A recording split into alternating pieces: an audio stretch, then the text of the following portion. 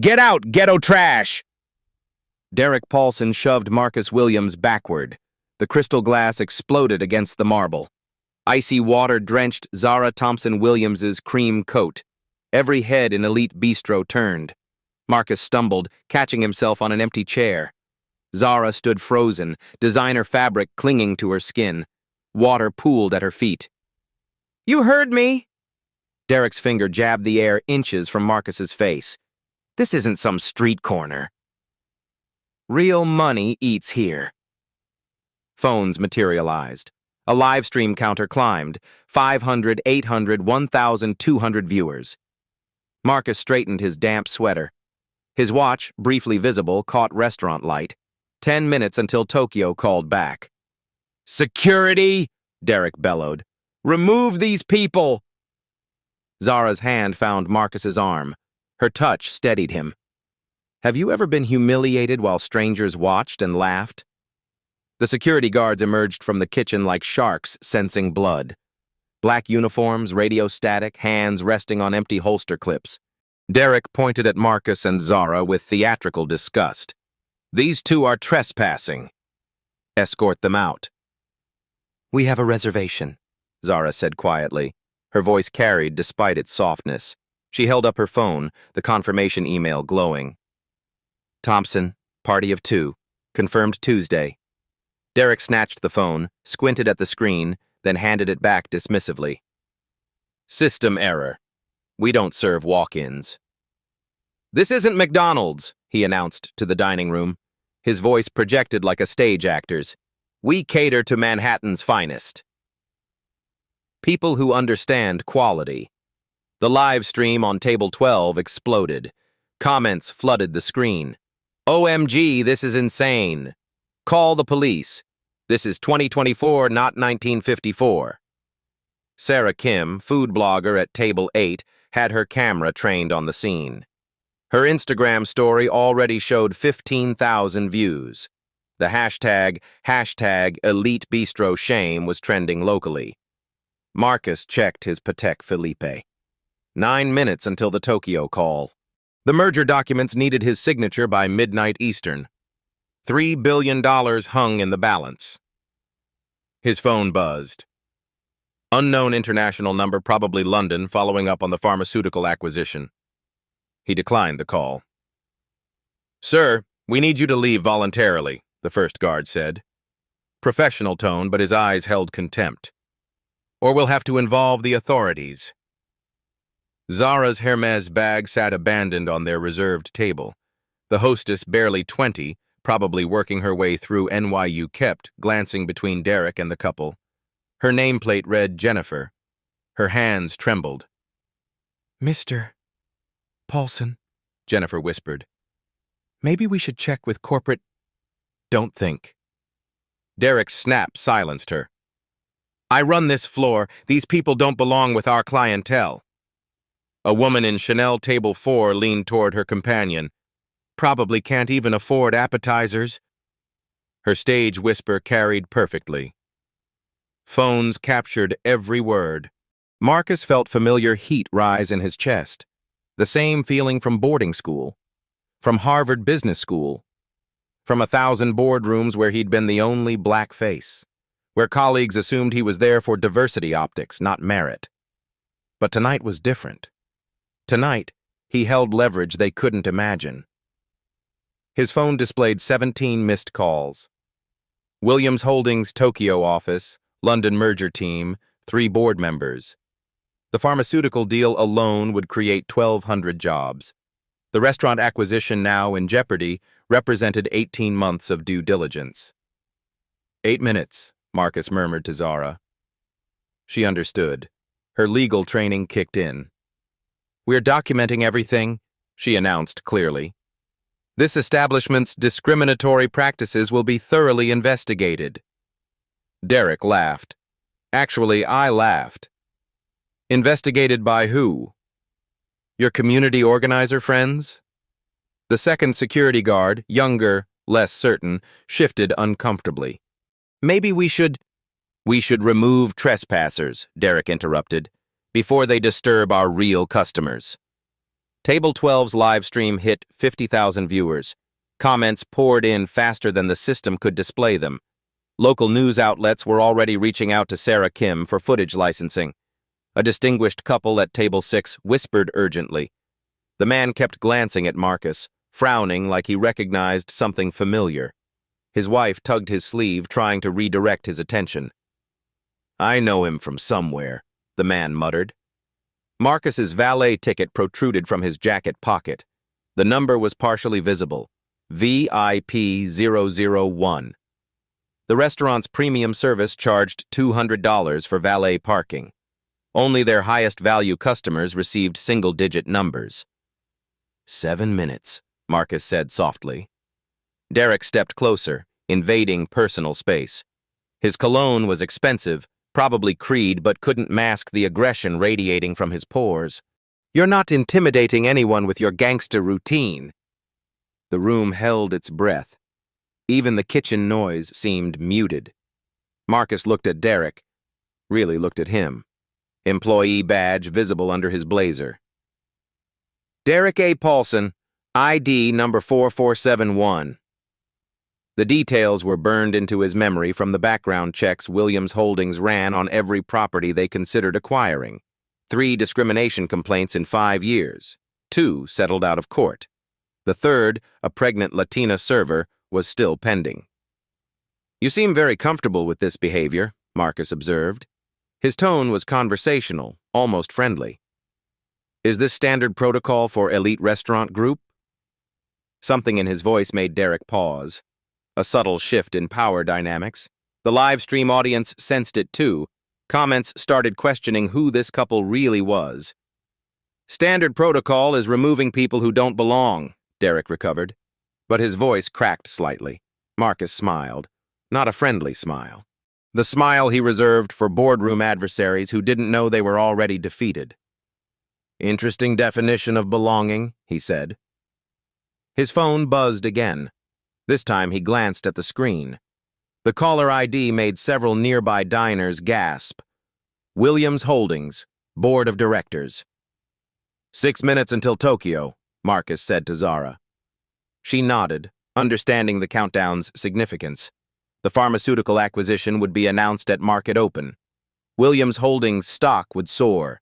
The restaurant acquisition contingent on tonight's cultural assessment would either proceed or be permanently shelved. Derek noticed the crowd's shifting energy. The mockery was fading, replaced by uncertainty. Even his security guards looked less confident. "Who exactly are you people?" Derek demanded. Marcus pocketed his phone without answering. "We're customers who made a reservation." Nothing more, nothing less. But his calm confidence suggested otherwise. And Derek was finally beginning to realize he might have made a catastrophic mistake. Richard Sterling emerged from the manager's office like a general surveying a battlefield. Gray suit, silver hair, 40 years in hospitality management. His presence commanded immediate attention from staff and diners alike. "What's the situation, Derek?" His voice carried corporate authority honed by decades of crisis management. Derek straightened, suddenly formal. "Trespassers, sir. Refused to leave after I explained our establishment's dress code requirements." Marcus wore dark designer jeans and a cashmere sweater that cost more than most monthly salaries. Zara's outfit could have graced a Vogue cover shoot. Their combined clothing expenses exceeded what most people earned annually. "Dress code violations?" Richard examined them critically. His experienced eyes lingered on telling details. Zara's Italian leather shoes, Marcus's understated timepiece, the subtle luxury woven into every accessory they wore. Something fundamental didn't add up here. The live stream counter climbed relentlessly, 75,000 viewers and accelerating. Comments exploded across multiple social media platforms simultaneously. Number sign elite bistro racism was trending nationally now, far beyond local New York circles. "This is absolutely insane. Someone needs to call corporate immediately. These people look incredibly expensive AF. Why do they seem so unnaturally calm?" Something big is about to happen. Marcus's phone vibrated insistently against his chest. 5 minutes until Tokyo's critical deadline. The pharmaceutical merger couldn't wait indefinitely for restaurant drama, but something about tonight felt genuinely pivotal, significantly bigger than just another routine business acquisition. 5 minutes remaining, he murmured quietly to Zara. A new voice cut decisively through the mounting tension. "Excuse me, aren't you—" The distinguished gentleman from Table 6 approached with obvious hesitation. Dr. Michael Carter, according to the detailed reservation system Marcus had thoroughly memorized during 18 months of careful due diligence research. Pediatric surgeon at prestigious Mount Sinai Hospital. Estimated net worth $3.2 million according to Forbes healthcare rankings. I sincerely apologize for interrupting, Doctor. Carter continued uncertainly, but you look incredibly familiar to me. Have we perhaps met at a major medical conference or maybe during a hospital fundraising gala? Wrong person entirely, Marcus replied with practiced smoothness, but his penetrating eyes held Doctor. Carter's confused gaze for one moment too long. Recognition flickered unmistakably across the distinguished surgeon's weathered face. His concerned wife appeared immediately beside him, tugging his expensive sleeve with obvious embarrassment. "Michael, please leave them alone," she whispered urgently. "No, darling, I absolutely know I've seen him somewhere recently. Maybe featured in Forbes magazine? Or perhaps the Wall Street Journal's prominent business section." The restaurant's energy shifted perceptibly, like atmospheric pressure dropping before a devastating storm. Even Derek paused mid-gesture, creeping uncertainty finally infiltrating his previously aggressive posture. Sarah Kim's professional camera captured every nuanced detail. Her Instagram story had exploded exponentially to 100,000 views within minutes. Major news outlets were already flooding her DMs aggressively, offering substantial money for exclusive footage rights. Richard Sterling's finely tuned hospitality instincts finally triggered warning alarms. "Perhaps we should discuss this sensitive matter privately," he suggested diplomatically. "Our exclusive VIP dining room is immediately available for discreet conversations." "Absolutely not." Derek's sharp interruption shocked everyone present. "These specific people are leaving immediately, right now." His mounting desperation was becoming painfully obvious to trained observers. 3 formal discrimination complaints already stained his permanent employment record. One additional incident could definitively end his career in Manhattan's competitive fine dining industry forever. But backing down publicly now, humiliated in front of this crowded audience, would completely destroy his managerial authority permanently. The professional security guards flanked Marcus and Zara strategically. Calculated intimidation, practiced with military precision and obvious experience. "Sir, ma'am, we absolutely need you to accompany us immediately," the senior guard announced firmly. His experienced hand didn't actually touch his concealed weapon, but the underlying threat remained clearly implicit. Marcus felt Zara's manicured fingers brush his forearm gently. Her subtle touch carried an unmistakable message. Stay completely calm. Let them dig themselves deeper. 4 minutes until my crucial international call, Marcus stated quietly.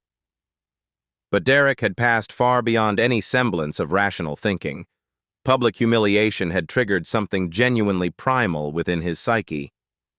He stepped aggressively closer, his voice rising to near shouting levels. "I don't care remotely about your supposedly mysterious phone calls. This is exclusive Manhattan, not some housing projects. We serve society's genuine elite here, people possessing real money, authentic class, legitimate breeding." The venomous words hung heavily in the refined air like toxic poison gas. Table 12's live stream erupted into absolute chaos. The comment section became a cascading waterfall of outrage, support, and wild speculation. Celebrity accounts started sharing the stream frantically. A CNN senior producer was already en route from Midtown. Dr. Carter pulled out his latest iPhone, searching frantically through recent news. I absolutely know I've seen him somewhere. Recent major business news coverage, maybe? Something involving a massive corporate acquisition announcement? His increasingly worried wife grabbed his wrist desperately. Michael, please stop this. You're making everything significantly worse. But the dangerous seed was permanently planted now. Other wealthy diners started whispering urgently among themselves, comparing detailed notes. The mysterious man looked far too confident, unnaturally calm for someone facing ejection. His expensive watch was definitely luxury grade. The woman's bag wasn't that authentic Hermes. Jennifer, the nervous young hostess, finally discovered her trembling voice. Mr. Paulson, maybe we should double-check their reservation again carefully. Our computer system sometimes experiences technical glitches. The system functions perfectly fine. Derek's explosive shout silenced the entire restaurant completely. These people are obvious liars. Marcus's phone rang with crystal clarity. Tokyo's distinctive international number displayed prominently on the bright screen. He deliberately declined the urgent call, but not before several sharp-eyed diners noticed the clearly visible international country prefix. 3 minutes remaining, he announced calmly. Richard Sterling's well-developed corporate instincts were screaming desperate warnings now. The viral live stream, the crowd's dramatically shifting mood, the mysterious couple's completely unnatural calm, everything suggested a potential disaster rapidly approaching. Derek, perhaps we should carefully reconsider. Never. Derek was completely past rational listening. I won't allow street thugs to intimidate my dedicated staff. Security, remove them immediately. The guards moved forward decisively. This was the critical moment. Actual physical contact would escalate everything far beyond any possible repair. Legal liability would skyrocket exponentially. The live stream audience held its collective breath. Marcus raised his hand slightly. Not remotely threatening, just a patient gesture of calm restraint. Before you do something completely irreversible, he said quietly, you might want to seriously consider the potential consequences. His tone was fundamentally different now, not pleading or defensive anymore. The unmistakable voice of someone accustomed to being immediately obeyed.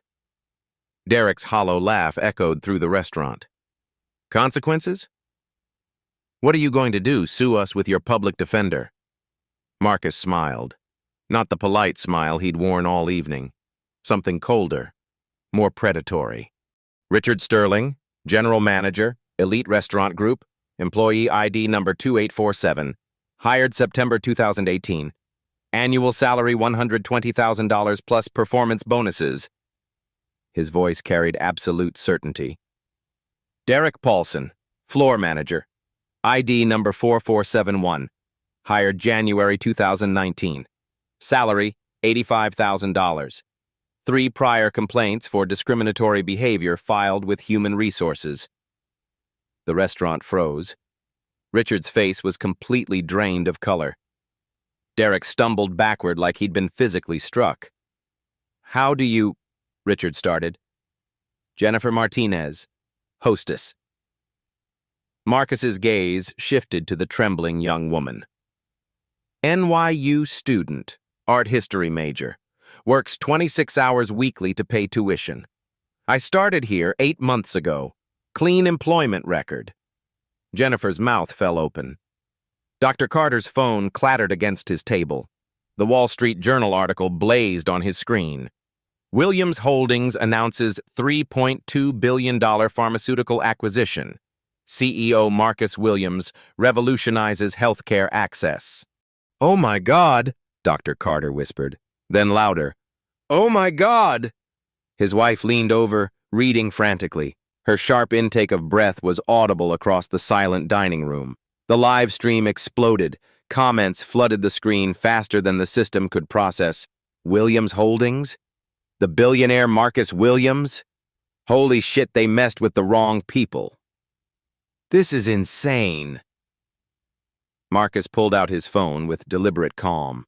The movement was theatrical, practiced. He dialed a number from memory. Cancel the Elite Restaurant Group acquisition meeting, he said clearly. His voice carried to every corner of the restaurant. Permanently. The words hit Derek like a physical blow. His legs buckled slightly. Mr. Williams.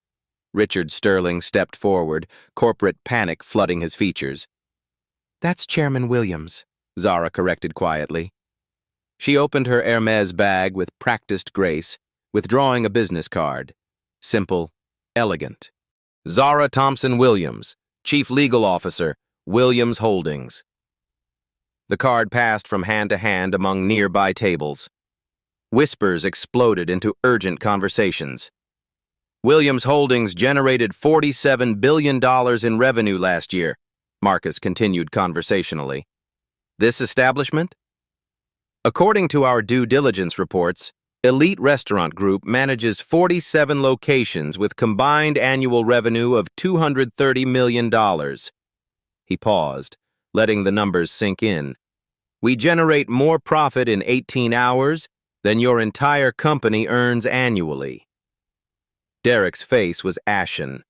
The security guards had stepped back instinctively, recognizing the shift in power dynamics. Sarah Kim's camera captured every moment. Her hands trembled as she filmed. This wasn't just viral content anymore. This was history. The pharmaceutical merger I mentioned? Marcus checked his watch.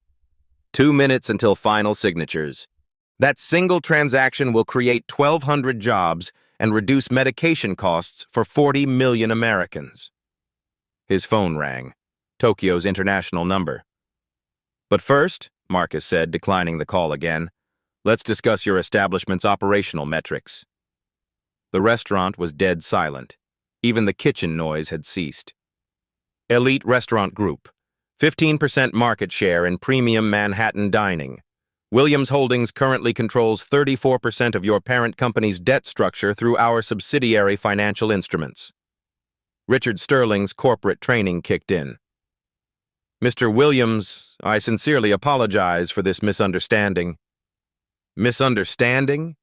Marcus's tone remained conversational, almost friendly, but his eyes were ice.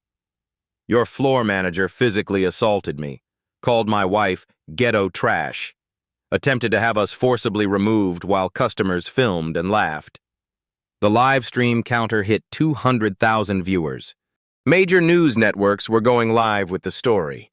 Number sign Elite Bistro Racism was trending globally. We weren't here for dinner tonight, Zara said quietly. Her legal training made every word precise.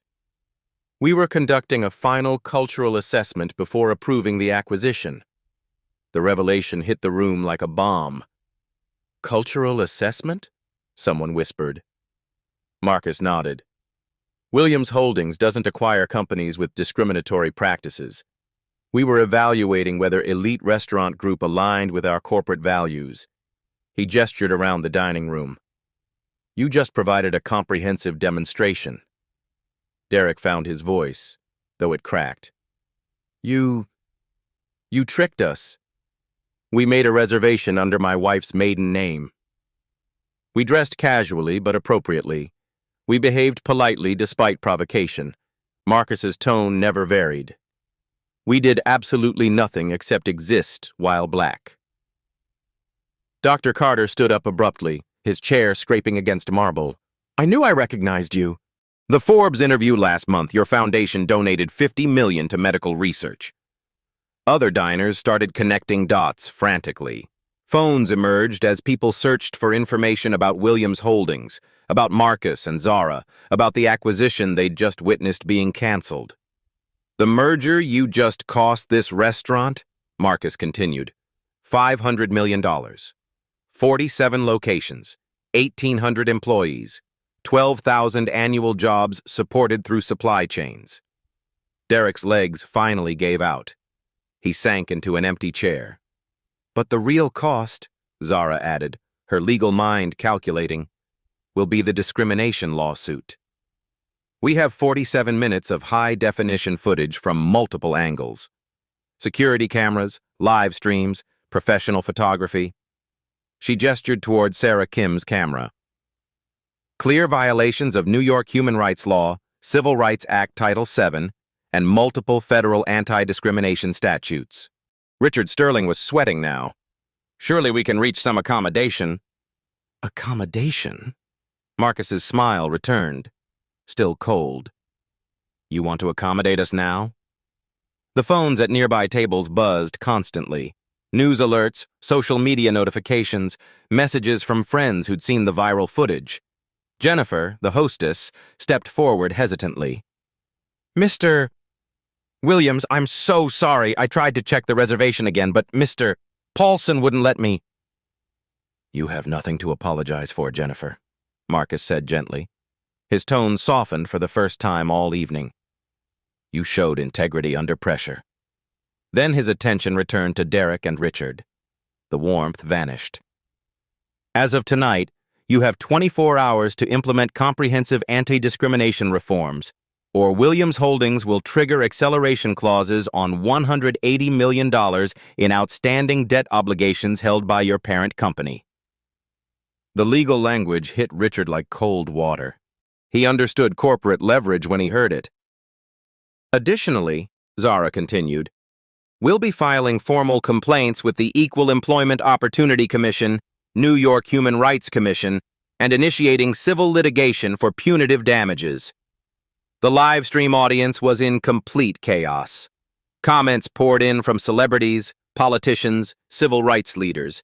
The story was spreading faster than wildfire. Marcus's phone buzzed again. Tokyo again. 1 minute until the pharmaceutical merger deadline, he announced. That transaction will proceed as scheduled. But this... He gestured around the restaurant. This ends here. Derek finally found words. I didn't know who you were. Marcus stared at him for a long moment. That's exactly the problem, he said quietly. You should treat every customer with dignity, regardless of who they are. The fact that you're only apologizing because of our wealth proves you learned nothing. He turned to Zara. Ready? She nodded, gathering her bag with practiced elegance. The merger documents are waiting, Marcus said to the room. $3 billion in healthcare innovation, 1,200 jobs, 40 million Americans with access to affordable medication. He paused at the restaurant entrance. That work continues, but some lessons apparently need to be taught the hard way. The door closed behind them with a soft click. The restaurant erupted into chaos. The pharmaceutical merger call lasted exactly 18 minutes. Marcus signed the documents electronically while standing in Elite Bistro's marble lobby, his digital signature authorizing $3.2 billion in healthcare innovation. Tokyo confirmed receipt. London validated regulatory compliance. The largest medical acquisition in Williams Holdings history was complete. Zara coordinated with their legal team simultaneously.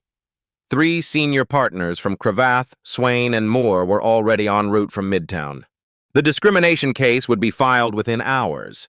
Inside the restaurant, chaos reigned. Richard Sterling paced frantically, his phone pressed to his ear. Yes, sir. I understand the gravity. No, sir, I didn't realize who they were.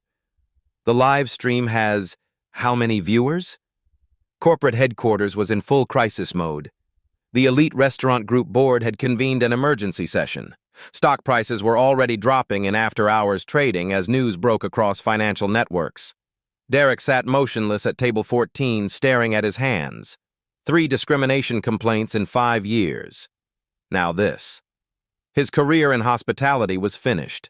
No fine dining establishment in Manhattan would touch him after tonight. Dr. Carter had become an unofficial narrator for the live stream audience, providing context about Williams Holdings' business empire. This is the same Marcus Williams who revolutionized pharmaceutical distribution in Africa. His foundation provides free medical care to 2 million people annually. The comments section exploded with research. Williams Holdings owns 23% of major pharmaceutical companies. His wife graduated Harvard Law, top 1% of her class. They donated $100 million to civil rights organizations last year.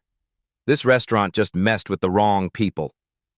Sarah Kim's Instagram story had become a news event unto itself. CNN, MSNBC, and Fox News were all requesting exclusive interviews. She'd gained 40,000 followers in 20 minutes. Marcus and Zara returned to the restaurant exactly 1 hour later. The scene was dramatically different. Richard Sterling stood near the entrance with two men in expensive suits, clearly corporate damage control. Derek was nowhere to be seen. Jennifer, the hostess, looked relieved to see them. Mr. Williams, Mrs. Williams, Richard began formally. I'd like to introduce— We know who they are, Marcus interrupted calmly. James Morrison, Chief Executive Officer, Elite Restaurant Group, net worth approximately $12 million. David Carter, General Counsel. Both flew in from corporate headquarters within the last 45 minutes. Morrison stepped forward, extending his hand. Marcus didn't take it. Mr. Williams, on behalf of Elite Restaurant Group, I offer our sincerest apologies for tonight's inexcusable behavior. We're prepared to make this situation right. Interesting choice of words, Zara observed. Her legal training made every syllable precise. Making it right implies acknowledging wrongdoing. Are you prepared to admit your employees violated federal anti-discrimination laws? Morrison exchanged glances with his lawyer. We're prepared to discuss reasonable accommodations. This isn't a negotiation, Marcus stated. His tone remained conversational but carried unmistakable authority. This is a notification of consequences. He gestured toward the still-active live stream. The viewer count had stabilized around 300,000, with thousands more watching replays across social media platforms. Your employee physically assaulted me while customers filmed and laughed. He used racist language, attempted intimidation, and created a hostile environment. This occurred in front of multiple witnesses with comprehensive documentation. Morrison tried again. Perhaps we could handle this privately. Privacy? Zara's laugh was sharp. Your manager made this public when he shouted racial slurs in a crowded restaurant. The footage is already viral. CNN is leading their evening broadcast with this story. She opened her legal briefcase, withdrawing a thick document. Williams Holdings has compiled a comprehensive analysis of discriminatory practices across your 47 locations. This isn't isolated to tonight's incident. The legal document contained 18 months of investigative research, secret shoppers, employment discrimination complaints, customer testimonials, and systematic analysis of treatment disparities. Location 17, Chicago. Black customers waited an average of 12 minutes longer for seating than white customers with identical reservations. Morrison's face paled. Location 23, Boston. 3 black employees filed discrimination complaints in 2 years. All were settled with non-disclosure agreements. The data was devastating, precise, legally bulletproof. Location 31, Los Angeles. Security called on black customers at 5 times the rate of white customers, despite no statistical difference in complaint rates. David Carter, the corporate lawyer, finally spoke. These allegations require thorough investigation. Investigation? Marcus pulled out his phone, displaying a recorded conversation. This is Derek Paulson, recorded 2 hours ago, admitting to deliberately targeting minority customers for removal. He bragged about keeping the riffraff out to maintain the restaurant's exclusive atmosphere. The recording was devastating. Derek's voice, clear and unmistakable, detailing his discriminatory practices with casual pride. Morrison looked physically ill. Here's what's going to happen, Marcus continued. Elite Restaurant Group has 24 hours to implement the Williams Protocol Comprehensive Anti-Discrimination Reforms designed by our corporate responsibility team. Zara distributed printed copies of the protocol, 43 pages of detailed requirements. Mandatory bias training for all employees, conducted quarterly with independent assessment. Anonymous reporting systems monitored by civil rights organizations. Diversity requirements for management positions, minimum 40% representation from underrepresented communities. Morrison scanned the document frantically. These requirements would cost millions to implement. Implementation cost, approximately $8 million annually, Marcus confirmed. Alternative cost, losing $180 million in accelerated debt payments, plus punitive damages from federal discrimination lawsuits, plus complete destruction of your corporate reputation. The math was simple. Devastating, but simple. Additionally, Zara continued, Williams Holdings will establish an independent monitoring board with authority to conduct unannounced assessments. 3 civil rights attorneys, 2 community leaders, 1 former EECC commissioner. Customer advocacy program with direct reporting to our legal team. Any discrimination complaint receives immediate investigation with findings published publicly. AI-powered monitoring systems analyzing customer service patterns for statistical disparities. Voice recognition software flagging potentially discriminatory language. Morrison's lawyer whispered urgently in his ear, corporate calculation at its most basic level. The pharmaceutical merger I completed tonight, Marcus said conversationally, generates more profit in 6 hours than your entire restaurant chain earns annually. This isn't about money for us. It's about justice. He gestured toward the live stream camera, still recording. 300,000 people watched your employee call us ghetto trash tonight. They saw him physically assault me.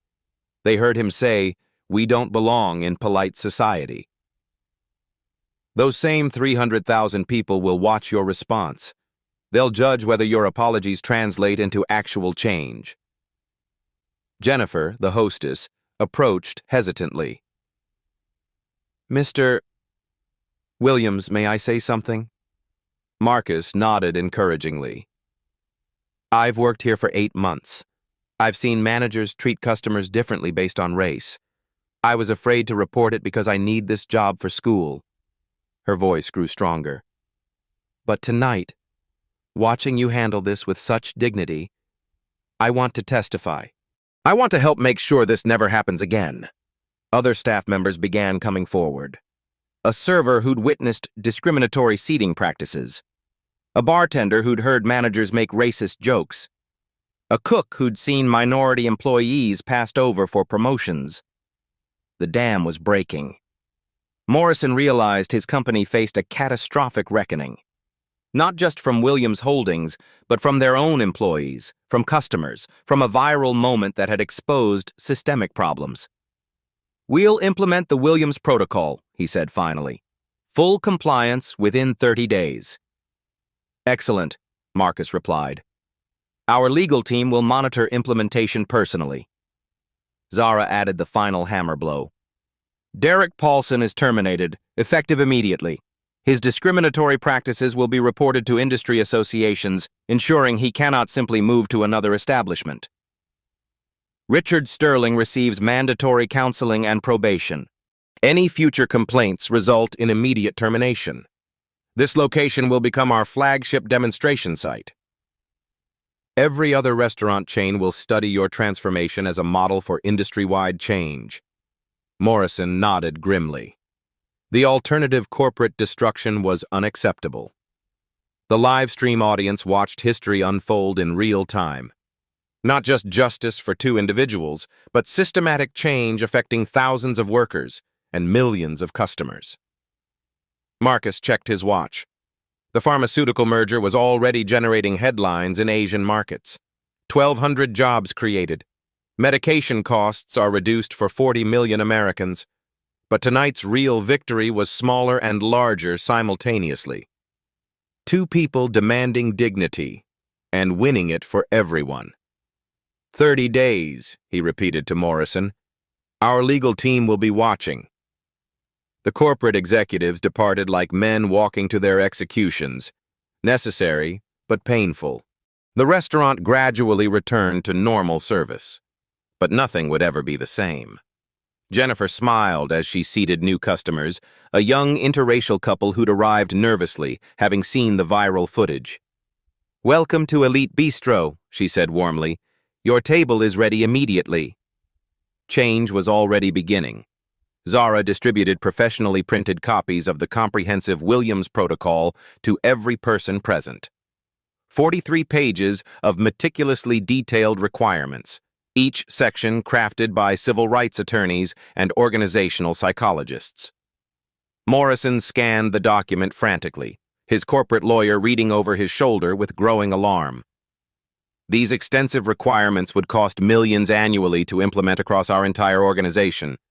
Implementation cost approximately $8 million annually, Marcus confirmed without hesitation or negotiation.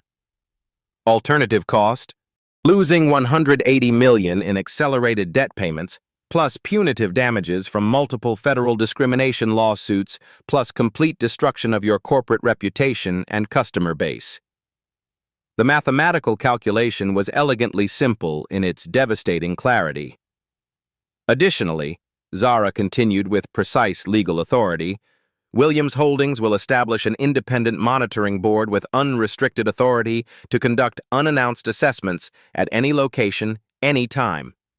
3 experienced civil rights attorneys, 2 respected community leaders, 1 former Equal Employment Opportunity Commission commissioner. She turned to the next page of requirements. Customer advocacy program with direct reporting mechanisms to our legal team.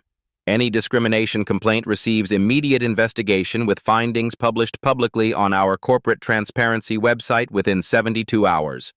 AI-powered monitoring systems analyzing customer service patterns for statistical disparities across demographic groups. Advanced voice recognition software flagging potentially discriminatory language in real time with automatic incident reports. Morrison's expensive lawyer whispered urgently in his ear. Corporate survival calculation at its most fundamental level.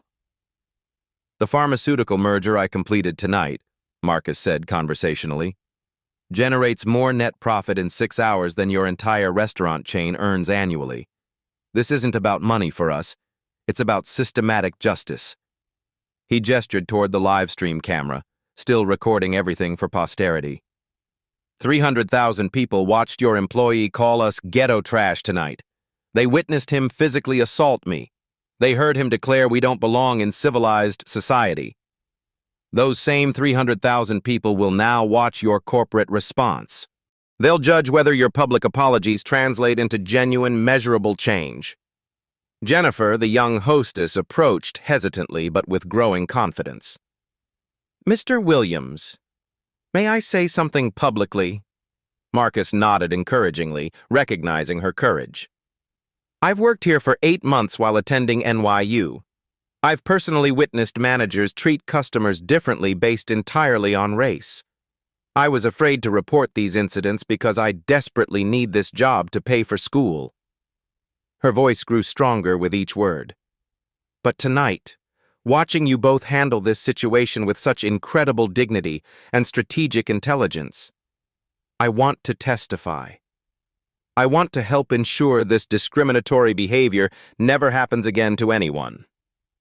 Other staff members began coming forward spontaneously, a server who'd witnessed discriminatory seating practices for months, a bartender who'd overheard managers making racist jokes during staff meetings, a cook who'd seen minority employees consistently passed over for promotions despite superior performance. The dam was breaking completely. Morrison realized his company faced a catastrophic reckoning, not just from Williams Holdings' legal and financial power, but from their own employees, from customers, from a viral moment that had exposed deep systemic problems across their entire organization. We'll implement the Williams Protocol immediately, he said, finally, corporate defeat evident in his voice. Full compliance within 30 days maximum. Excellent decision, Marcus replied calmly. Our legal team will monitor implementation progress personally. Zara added the final legal hammer blow. Derek Paulson is terminated immediately, effective tonight.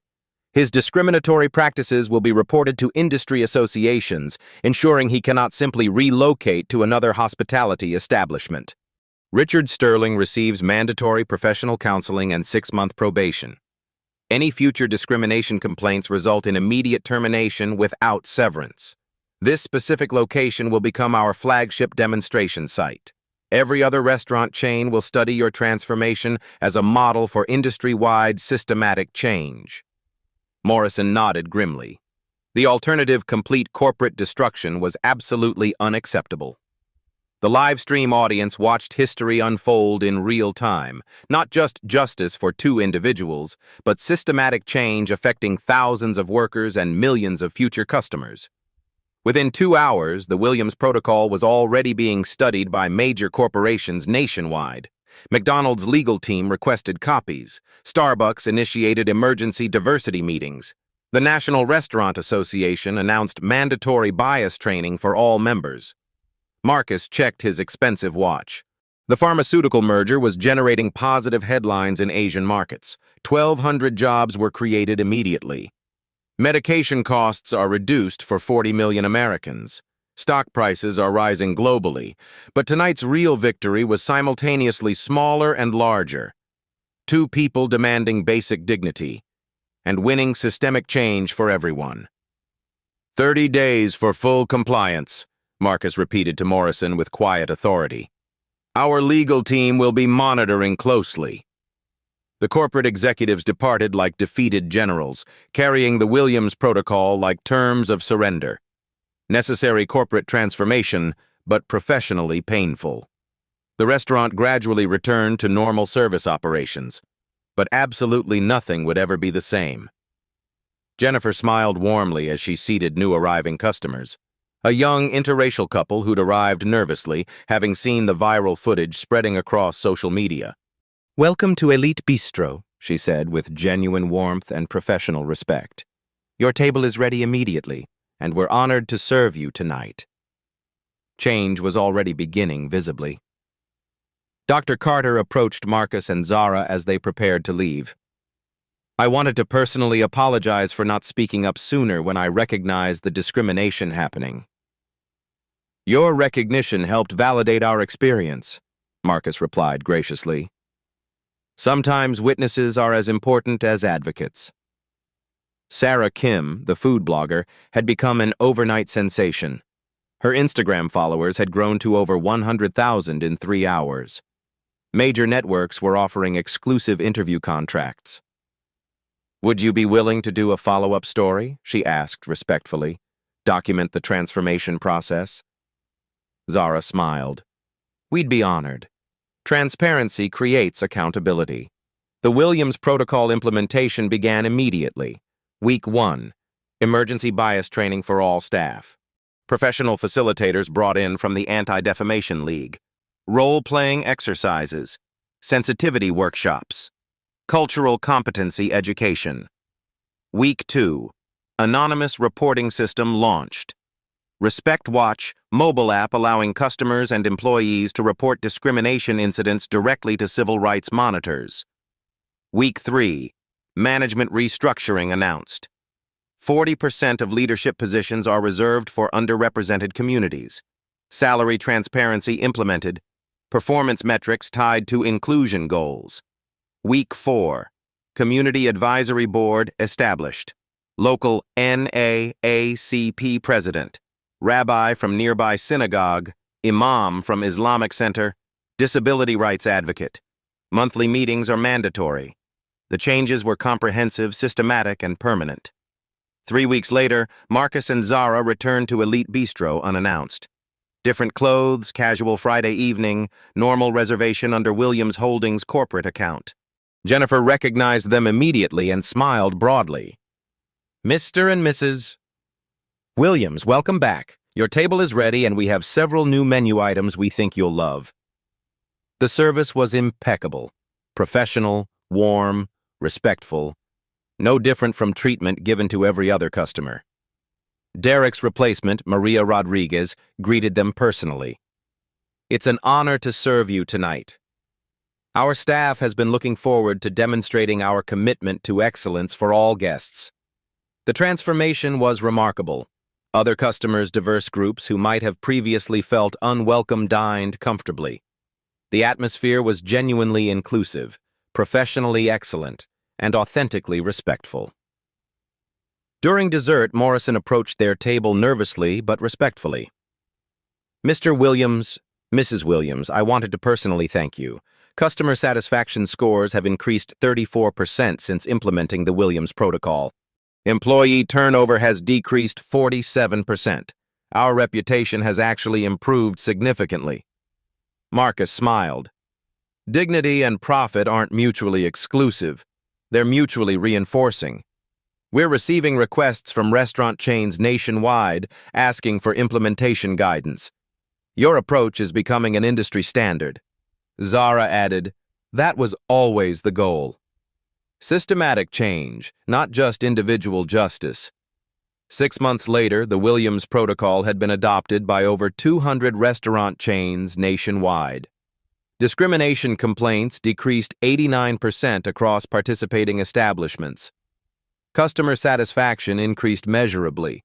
Employee retention improved dramatically. The hashtag dignity in dining became a permanent advocacy movement. Customers began actively choosing restaurants with Williams Protocol certification. Marcus and Zara's foundation established annual scholarships for hospitality students from underrepresented communities. 500 recipients in the first year. The pharmaceutical company they'd acquired during the crisis continued revolutionizing healthcare access globally. Medication costs are reduced for millions of patients worldwide. But the most important change was cultural. The understanding that respect and dignity weren't negotiable luxuries, but fundamental human rights that successful businesses actively protect. The restaurant industry would never be the same. 6 months after that transformative Friday evening, the ripple effects continued expanding across multiple industries. The Williams Protocol had become the gold standard for corporate anti-discrimination practices. Harvard Business School included it in their MBA curriculum. The Equal Employment Opportunity Commission recommended it as best practice guidelines. International corporations were adapting it for global implementation. Marcus stood before the United Nations Human Rights Council in Geneva, delivering the keynote address on systematic discrimination in business practices.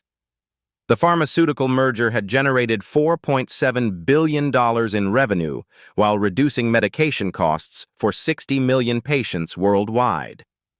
But tonight's speech focused on something more fundamental. True power, he told the Assembly of World Leaders, isn't the ability to destroy those who wrong you. It's the wisdom to transform systems so they serve everyone with dignity. The audience of diplomats and activists gave him a standing ovation. Zara had been nominated for the NAACP Legal Defense Fund's highest honor. Her discrimination case had set legal precedents now cited in federal courts nationwide. 3 Supreme Court justices referenced her documentation methods in recent civil rights decisions. Back in Manhattan, Elite Bistro had become an unlikely pilgrimage site. Civil rights leaders brought their families for dinner, not just to support the restaurant's transformation, but to experience what inclusive excellence looked like in practice. The establishment had earned Michelin recognition, not just for culinary quality, but for revolutionary hospitality practices. Jennifer had graduated NYU with highest honors. Williams Holdings offered her a full scholarship to Harvard Law School. She accepted, planning to specialize in employment discrimination law. "Watching you both that night changed my entire life trajectory," she told Marcus during her scholarship interview. "I learned that courage isn't the absence of fear, it's choosing justice despite fear." Dr. Carter had become an unexpected advocate. His medical practice now offered free consultations to discrimination victims experiencing stress-related health issues. He'd testified in 17 civil rights cases, providing expert medical testimony about racism's psychological impact. Sarah Kim's food blog had evolved into a comprehensive platform documenting social justice in the hospitality industry. Major publishers were competing to secure book rights for her account of that transformative evening. Derek Paulson had disappeared from New York entirely. Industry background checks ensured he couldn't find employment in hospitality anywhere. His LinkedIn profile showed intermittent contract work, far from customer-facing roles. The price of systematic racism was personal and professional exile. Richard Sterling had completed his mandatory counseling and emerged genuinely transformed. He now led bias training workshops for restaurant managers nationwide, sharing his personal story of awakening and accountability. "I spent 20 years in hospitality thinking I was professional," he told the audience. "That night, I learned the difference between polite service and dignified respect." Morrison's corporate leadership had become a model for crisis transformation. Elite restaurant group's stock price had reached all-time highs. Customer loyalty increased dramatically when people felt genuinely welcomed and respected. The broader impact was immeasurable. Over 500 restaurant chains had implemented Williams Protocol standards. The National Restaurant Association reported an 89% reduction in discrimination complaints across participating establishments. Customer satisfaction scores increased 34% on average. The hashtag #DIGNITYINDINING has generated over 50 million social media interactions. Restaurant workers shared stories of positive workplace transformations. Customers documented instances of inclusive service excellence. But the most profound change was generational. Young hospitality workers were entering the industry with completely different expectations. Discrimination wasn't just morally wrong, it was professionally unacceptable and financially destructive. Marcus and Zara's foundation had expanded beyond scholarships. They'd established the Center for Dignified Commerce at Columbia Business School, researching the intersection of social justice and economic success. Their annual report demonstrated conclusively that businesses prioritizing dignity and inclusion consistently outperformed competitors in profitability, employee retention, and customer loyalty. The pharmaceutical company they'd acquired during the crisis had revolutionized global healthcare access. Generic medications were now available in 43 developing countries. Pediatric cancer treatments reached underserved communities worldwide. 1 year later, Marcus and Zara returned to Elite Bistro for their wedding anniversary dinner. The transformation was complete and permanent. The staff was diverse, professional, and genuinely welcoming to every customer. The atmosphere buzzed with authentic hospitality excellence. Maria Rodriguez, now general manager, greeted them personally. "Mr. and Mrs. Williams, welcome home. We've prepared a special menu celebrating 1 year of the Williams Protocol implementation." During dinner, they reflected on that pivotal evening. "Did you imagine it would lead to all this?" Zara asked, gesturing around the bustling, inclusive restaurant. Marcus smiled, remembering his initial anger and humiliation. "I hoped for justice. We achieved transformation." "The pharmaceutical merger was business," she continued.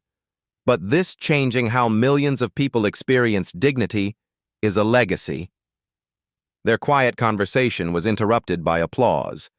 The entire restaurant was acknowledging their presence, not as billionaires or celebrities, but as catalysts for positive change.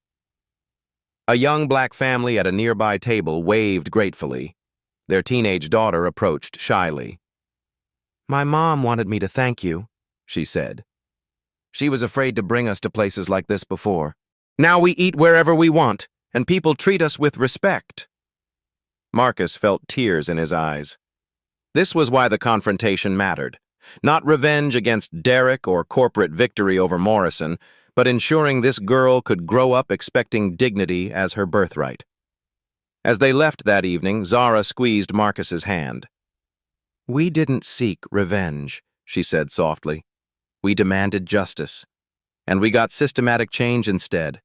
The valet, a young man who'd been promoted from busboy after Williams Protocol implementation, brought their car around with professional pride. "Thank you for everything," he said simply. "This job actually pays for my college now, and customers treat me with respect."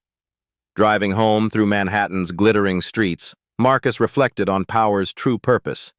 They could have destroyed Derek personally, crushed the restaurant financially, humiliated Morrison publicly. Instead, they'd chosen transformation over vengeance. Systematic change over individual punishment. Legacy over immediate satisfaction. The most powerful response to hate wasn't anger.